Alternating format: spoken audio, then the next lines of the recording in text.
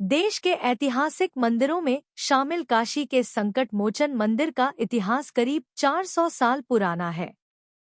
इसी मंदिर में हनुमान ने राम भक्त गोस्वामी तुलसीदास को दर्शन दिए थे, जिसके बाद बजरंगबली मिट्टी का स्वरूप धारण कर यहीं स्थापित हो गए। बताया जाता है कि संवत 1631 और 1680 के बीच इस मंदिर को बनवाया गया। संकट मोचन हनुमान मंदिर हिंदू भगवान हनुमान के पवित्र मंदिरों में से एक है। यह वाराणसी, उत्तर प्रदेश, भारत में स्थित है। यह बनारस हिंदू विश्वविद्यालय के नजदीक दुर्गा मंदिर और नए विश्वनाथ मंदिर के रास्ते में स्थित है।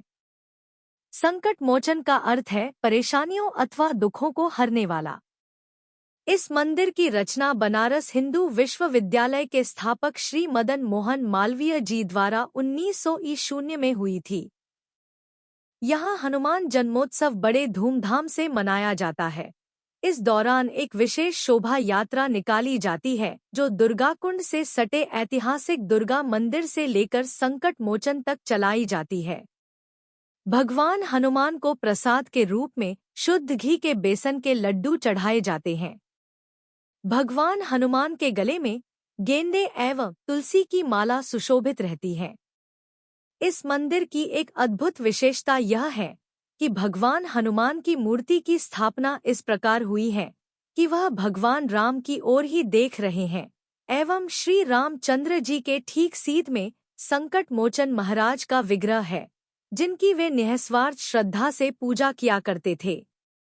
भगवान हनुमान की मूर्ति की विशेषता यह भी है कि मूर्ति मिट्टी की बनी है। संकट मोचन महाराज की मूर्ति के हृदय के ठीक सीध में श्री राम लला की मूर्ति विद्यमान है। ऐसा प्रतीत होता है संकट मोचन महाराज के हृदय में श्री राम सीता जी विराजमान है। मंदिर के प्रांगण में एक अति प्राचीन कुआं जो संत तुलसीदास जी के समय का कहा जाता है। श्रद्धालु इस कूप का शीतल जल ग्रहण करते हैं। यहाँ विस्तृत क्षेत्र में तुलसी के पौधों को लगाया गया है। साथ ही आसपास पुराने रास्ते पर अनेक वृक्ष लगाने के साथ स्वच्छता का ध्यान रखा गया है, जिसके कारण विषाक्त सर्पों से भय मुक्त वातावरण तैयार हुआ है। माना जाता है कि इस मंदिर की स्थापना वही हुई है जहां महाकवि तुलसीदास को पहली बार हनुमान जी का स्वप्न आया था।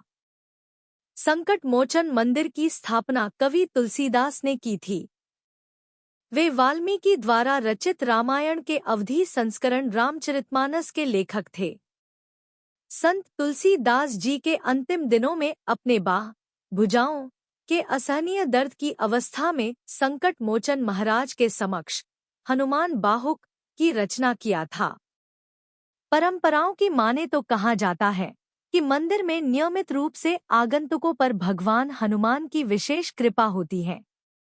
हर मंगलवार और शनिवार हजारों की संख्या में लोग भगवान हनुमान को पूजा अर्चना अर्पित करने के लिए कतार में खड़े रहते हैं। वैदिक ज्योतिष के अनुसार भगवान हनुमान मनुष्यों को शनि ग्रह के क्रोध से बचते हैं, अथवा जिन लोगों की कुंडलियों में शनि गलत स्थान पर स्थित होता है, वे विशेष रूप से ज्योतिषीय उपचार के लिए इस मंदिर में आते हैं। एक पौराणिक कथा के अनुसार भगवान हनुमान सूर्य को फल समझकर निगल गए थे। तत्पश्चात देवी देवताओं ने उनसे बहुत याचना कर सूर्य को बाहर निकालने का आग्रह किया। कुछ ज्योतिषों का मानना है कि हनुमान की पूजा करने से मंगल एवं शनि ग्रह के बुरे प्रभाव अथवा मानव पर अन्य किसी और ग्रह की वजह से बुरे प्रभाव को बेअसर किया जा सकता है। यहाँ हनुम जयंती के दिन से संगीत समारोह आरंभ होता है, जिसकी शुरुआत पम शून्य कैली महाराज ने की थी।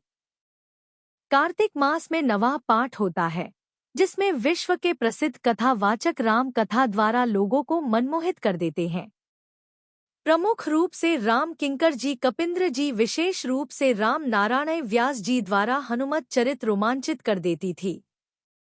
यहाँ तक कि अन्य धर्मावलंबियों को भी निमंत्रण दिया जाता है।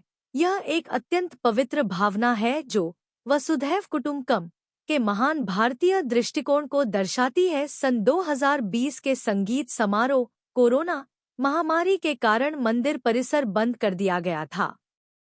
ऐसे समय पर ऑनलाइन विशेष लिंक द्वारा संचालित करने का महंत विश्वंभर जी मिश्र जी ने निर्णय लिया।